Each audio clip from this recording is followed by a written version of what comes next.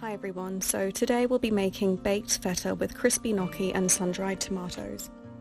So this dish is basically a different take on the famous TikTok pasta, and it serves 6.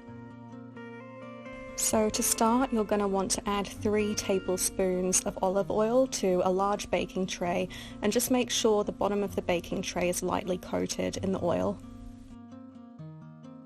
You're then going to want to place 200 grams of feta in the middle of the pan. So something I learned a few years ago is if you take gnocchi straight out of the packet and bake it in the oven, it gets a really crispy exterior but still stays nice and soft on the inside. So you're literally just going to want to take 1,000 grams of gnocchi and place it in the baking tray. I know that sounds like a lot, but this recipe does serve 6. If you wanted a smaller portion, you could just halve all of the ingredients. Then you're just going to want to toss all of the gnocchi around and just make sure that it's coated in that oil. Now, because I like garlic, I like to just sprinkle a bit of garlic powder on the gnocchi.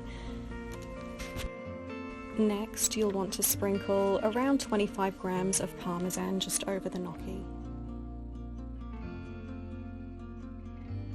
Then we're going to bake it in the oven at 180 degrees for 45 minutes. In the meantime, you can cut up around 250 grams of sun-dried tomatoes into small bite-sized pieces. So you'll know when the gnocchi and feta are ready to take out of the oven once they get a light brown crisp to it. So while the pan is still really hot and fresh out of the oven, you're going to want to place 500 grams of pesto into it. Add in your sun-dried tomatoes.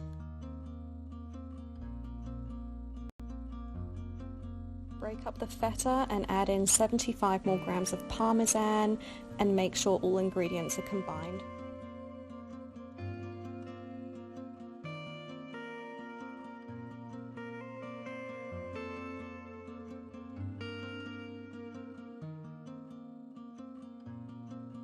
Next, you're going to want to add in 250 to 300 grams of baby spinach. Make sure that you toss all of the ingredients around every minute, and the residual heat from the pan will slowly wilt the spinach.